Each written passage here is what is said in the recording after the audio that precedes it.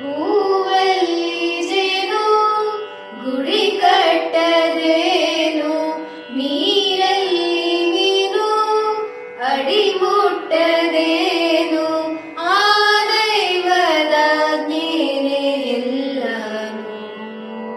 ಹೇ ಶಾರದೆ ದಯ ಪಾಲಿಸು, ಈ ಬಾಳನು ಬೆಳಕಾಗಿಸು. ನಾಳೆಗಳ ದಾರಿಯಲ್ಲಿ ನಂಬಿಕೆಯ ನೆಲೆಯಾಗಿರಿಸು, ಮುನ್ನಡೆಸು. ಕೈ ಹಿಡಿದು ನಾವಾಡೋ ಪದ ಪದದಲ್ಲೂ ಸಂಚರಿಸು.